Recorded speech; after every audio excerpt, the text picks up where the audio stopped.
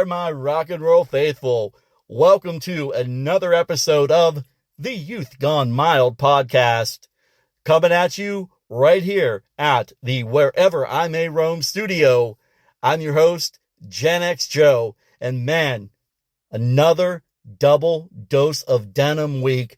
2 interviews in 1 week. That's right, we're putting on those denim jackets, as I said earlier, flipping up the collar, looking cool, like we are the shit way back in high school. Well, I mean, I really wasn't the shit, but I can tell you that I was. Like any of my classmates are going to be listening, right? Anyway, we are going full sleaze this time around, all right? Because I am interviewing a West Coast sleaze icon, the frontman of Prophets of Addiction, Lesli Sanders. You may also know Lesli from his time playing bass with Pretty Boy Floyd, or even his time with frontman Phil Lewis of LA Guns when he was doing his solo things. But right now, he is locked on the Prophets of Addiction. And I'll tell you what, we're going to talk about the latest album of the Prophets of Rage, the 2024 release of Face the Music, and some possible touring dates that may be coming up. That's right, we're talking all things rock, all things sleaze. Crank up your amp because my mic is on. Oh yeah, and don't forget to break out the denim and buckle in because we're going to ride right now with Lesli Sanders of Prophets of Addiction. Here's my interview. All right, so let's talk about you and Prophets of Addiction and what's going on in your world right now. Well, not a ton. We released a video recently for a song called "Slippin Away," and we're trying to figure out if we're going to get on some show dates or tours or festivals or anything like that. And I'm not too much into just rolling around the clubs and all that anymore. So that kind of just wait and see what happens. We had some stuff booked or something booked for 2026 festival in UK, and they were supposed to book dates around that and stuff, and there was problems. No one was getting deposits. They didn't book anything. They blamed it on us. So basically, so nothing's going to happen for 2026, at least that I know of. So I'm just trying to we're trying to come up with a game plan for 2027 at this point. So far, so late in the game, as we waited for those people to do what they said they were going to do, and they didn't do anything. So that kind of put us back for this year. So we have some new songs we recorded, and we're going to finish those up. And that was all kind of part of the plan for this thing we were supposed to do this year. But so we're going to finish those up, and then I'm not sure. We'll just figure out what to do. Dude, that absolutely sucks about the touring, man. Yeah, I know a lot of bands are dealing with problems right now with stuff like that. I've seen people posting about tours getting canceled, and it's either because of money not being paid, or somebody's politics on the one side of the promotion or something. It's like, yeah, it's ridiculous. But yeah, I know that just happened not too long ago to Trickster and Tough, and I think Lorraine Lewis was part of that. Yeah, that was one of them I was referring to, and it kind of sounded, in some ways it was like a similar situation to what we kind of went through, sort of. Well, you just mentioned the song "Slippin Away" in the video. Yeah. That kind of just pulled at my heartstrings, man. Great ballad. Fortunately for me, I still have my dad, and I know that was written about your dad and his battle with cancer, but I could almost relate it to my mom, a parent. Yeah. And how did you find the courage to put something that was that personal out to the world, man? I mean, God, I was tearing up. I appreciate it. I mean, that's kind of what the song's about. I don't know if I don't know if it really seemed that hard to me to put out personal, to it, because that's what it just gave, in some ways it gave me more. My lyrics have always kind of been more around on the real side of things and stuff. So that was a real thing, obviously. So they kind of just flowed out, and it was basically just kind of almost like writing my thoughts down. And a lot of it, a lot of the lyrics are in that song are like real stuff, like when he said, like when there's something where it says in the chorus, that, those words you tried to say, that was towards the end. He kind of reached, like almost like he was trying to tell me something. And then, he passed away right after that, minute, 15 minutes later or something. So that's where it says, always, it's basically always wonder what you tried to say. You're trying to tell me. He was trying to tell me something, but he couldn't tell me. That's every day. That's what I think about when it says something about, think about those words or whatever he tried to say. So all that stuff is real stories. We were driving around, and it talks about the 4th of July. That was me and him driving in the truck when he was, basically towards the end.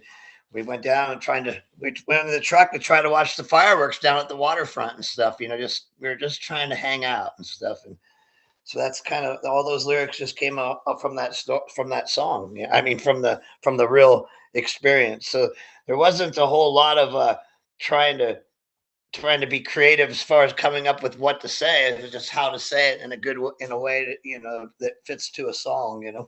I never really thought about it as being hard to say as far as personally and putting it out there, but I just wanted it to be good. And it is. Listen, just hearing you say that about, your father passing away 15 minutes after he was trying to tell you something, I can relate that to my mother. A little bit before she had passed away, within a 24-hour period. I mean, she was non-responsive for multiple days, and you would say things to her, and long story short, you could just sense something, and you always wondered what was going through their mind. Yeah, that's how it was. He hadn't, he was back and forth to the hospital. He'd come home, he'd go to care center. They give him more treatment. Every time they gave him more treatment, seemed like he was worse. And then the same thing. We were there. The whole family came. We knew it was close to the end, and and then he didn't do hardly anything. He just sat there. But then all of a sudden, he kind of made this noise and reached his arm towards me, and it was almost like he was trying to say something. So that's why. Kind of always wonder what he was going to say, and I'll never know. So it's just how, I guess that's how I'll always wonder. Well, hopefully this song can give you some type of closure. I don't know if he'll ever give closure, so to speak, but at least I wrote the song, and I know he would like it. I know he would like it if he heard it. Maybe not the subject matter he wouldn't Right. like, but he would like the song. It's the song itself. I'm sure nobody want to hear a song about themselves dying, but Right.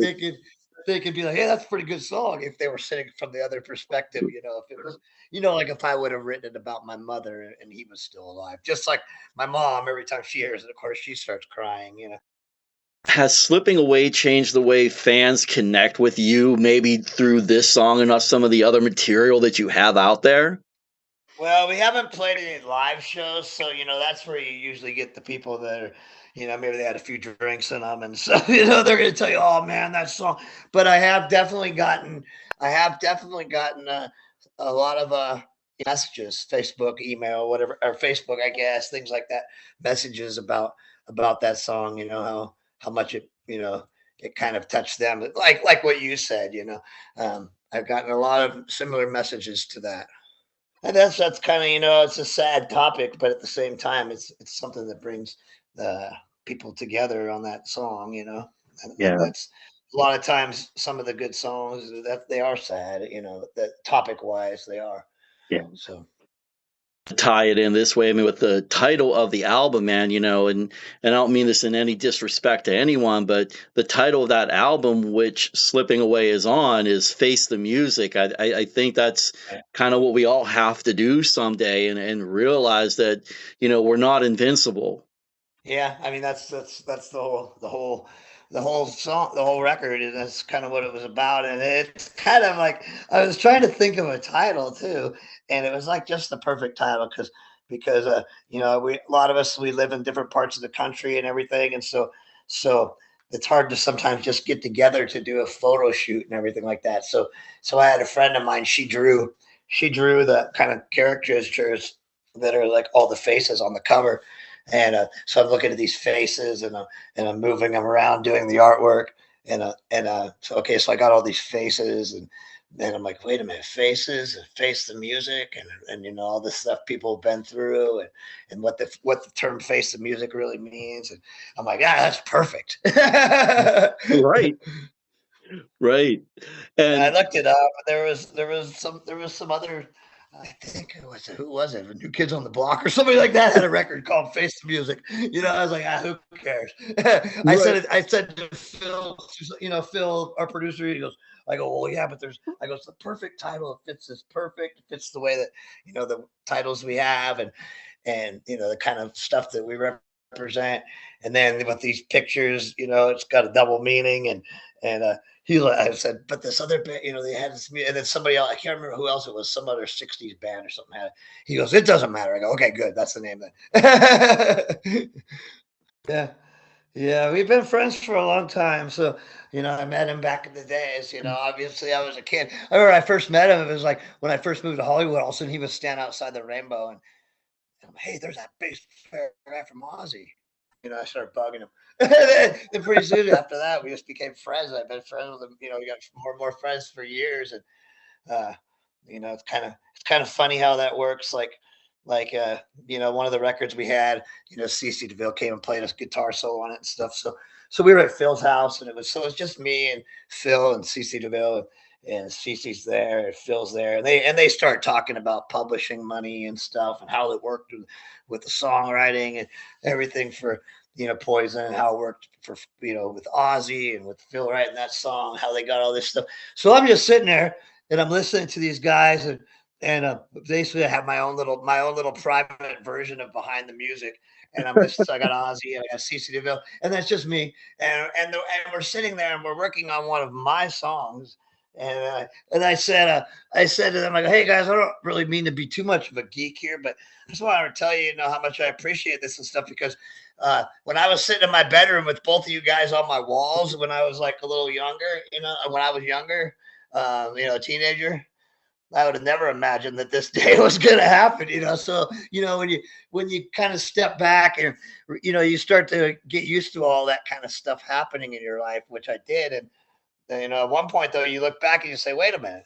If I was sitting in my bedroom when I was like 15 and someone told me, hey, yeah, you're going to be hanging with CeCe DeVille and Phil Soussan working on one of your songs in X amount of years from now, I'd have been, no way.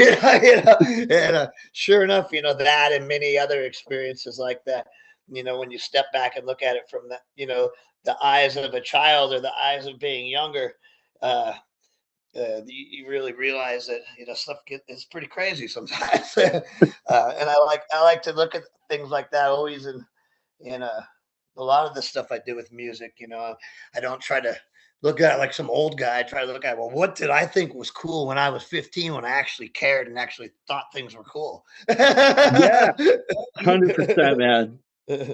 Because now I'm like, yeah, whatever. Now it's like, now if somebody says, oh yeah, there's Robert Plant sitting right there, but yeah, whatever, who cares? You know what I mean? But, or and that's just saying, like, and I'm not just trying to say it all based on celebrity. It could be anything, it could be just anything you do. Like, here I am playing in Japan or whatever, or something, or it doesn't even have nothing to do with. It doesn't even have to do with music. But there's times when you say, "Wow, I can't believe I really did," these different things, and I had the opportunity. Um, but that's kind of, yeah. But I mean, that just related back to that, working with Phil and then CC, and I just shared that story, I guess. Dude, that right there is a memory you are going to have for the rest of your entire life and career, no doubt. Yeah, I got a lot of those like that. Uh, it's sometimes you just take it all for granted. Like Didi Ramon. I remember Didi Ramon lived by me, and I could always hear it blasting out of his place. He would be one of my songs. He'd be like blasting it, and he'd be like, "Yeah, I really like that song. That's a good song." That So is so cool. Well, I don't know if anybody knows this or not, but you were the bassist for Marky Ramone. I did some shows. I did some tours and stuff with him. Yeah, at one point. That was what that was, man, that's a long time ago now. The years just passed by fast. Yeah, that was probably early 2000. Was it 2026 now? So, oh man. Yeah, it went by fast, huh? Oh my God. Yeah, yeah. Tell me about it. Going back to Face the Music album, man, it's kind of being described, and I can agree with it, as kind of a return to your glam and punk roots. So that's just kind of what I do. They're just these simple little songs I put together, and I focus on the lyrics, more importantly than the than the actual music. If it's just all it takes is one note to make the whole song, that's all I care. It doesn't matter to me how many notes are in there or anything. You can just ride the same note the whole time for all I care. If it's cool, it's cool. Now, with Prophets of Addiction, you have said this a couple of times. The goal of the band was simply to just fucking rock and leave a lasting impression worldwide. That's the goal. I'm still trying to get there. Yeah, takes a lot of work, especially being, older, and the band doesn't get a bunch of money and stuff like that. It's real hard to get it all together and to sound, the way that I'm still searching for that to make it sound the way that I hear in my head, and it never quite gets there. So I got to keep trying. Well, I mean, originally I just put together people I knew, and that's kind of what I have to do. And I'd like it to be a band, but that's always so hard to do too. That's what I wanted it to be, But in the old days, we practiced like 7 days a week. When I was young, we would go out every single night and flyer and stuff. I understand that's different, but with the flyer and everything, but we would practice every single day, and there was just something about that, something about when you write a song, and there's something about the way it sounded and the way it felt. A lot of people like to share these files over the internet and write songs and play like that and stuff. I just don't think that it's ever going to sound the right way unless you can get in that room and just practice and practice and come up with those ideas.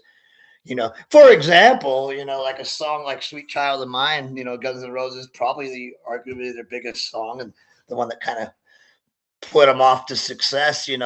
That was done because they were sitting in a practice room and Slash started playing that little do do do do do, that thing, and they just kind of started joining in, and then all of a sudden that song was written. If they weren't in a practice room together working on it, that song would have never been written. They would just, it would have just been, that was just Slash's warm up exercise for his guitar, his fingers. So, without quote unquote the band being in a room, that song would never exist. Therefore, possibly, Guns N' Roses' career would never exist because, they released the other song, Welcome to the Jungle, first, and nobody really seemed to, it didn't really seem to get any traction. A lot of times back then, bands would get dropped right after that quick, but they went ahead and released Sweet Child of Mine, and then all of a sudden, bam, and then all of a sudden it went back and they re-released Welcome to the Jungle, and the rest was history. But that's just an example of, writing the song because it was just spontaneous in the moment, and that doesn't happen when hey, let me send you this guitar part. All right. Yeah. Yeah. Or let's create something with AI. Yeah, exactly. Yeah. Yeah. So another song on the album I want to talk about is Let's Get High. Now, just by the name itself, people may think it's about drugs, but in reality, it's about you saving up money as a kid to finally buy a new record from your favorite band. Yeah, it was so exciting back in the days when you would it wasn't just instant gratification. It was all planned out. It was like, all right, well, this new record's going to come out, but I got to get some money. If you didn't have parents that just gave you money, then you'd have to, mow your lawn, whatever you did to make money. And then it's kind of planned out, like, oh, that's going to come out on this day. I got to go get it. But then it was like you ride home on your bike all excited and come home, throw on the bed. Usually, almost everybody had their turntable in arm's distance from their bed back then. So you'd throw the record on, you'd sit on that bed, and you would read it, you would look at the artwork, you would do all that stuff, and that was the whole experience of it. That also was uh, part of what I think created a lot more of the album sales, because it was more than just getting the music. It was the whole thing, and you hadn't heard the songs yet. They weren't all over the internet already ahead of time. You hadn't heard the song yet, unless you popped on the record. Even if the radio played a single, you still hadn't heard the songs yet. You heard one song. So there's like 9 or 10, 9 more probably at least. Right. And I've described that same scenario multiple times on the podcast. Just for me, it was a cassette, man. I would just go to the local store and get a cassette, read the liner notes, and follow along with it, and like just feel it in my soul, with the songs. And hell, there were songs that were never released that I even thought were a lot better than the ones that were for some bands. Yeah, that's true. I mean, if somebody picks those songs. You mean you're talking about released as a single or whatever? Yeah, Yeah, absolutely. yeah. There's somebody always was. Most of the time back then, I don't think the band. It was up to the band necessarily. It was up to the label, or man, stuff like that. And sometimes they'd pick a weird song. You'd be like, yeah, that's the worst song on the record. Why do they have that one? Exactly. Now, who was your favorite band back then that you just couldn't go and wait to get their album? I don't know. It could have just been. I don't. It could have just been anybody. I mean, the one time that it's funny. The one time that I specifically remember is when I got the Ultimate Sin record, which actually, ironically enough, Phil played bass on and wrote the big hit off the record. That was one of them. So I still have that record. It's in brand mint condition, and I hear it's worth a lot because they never re-released that record.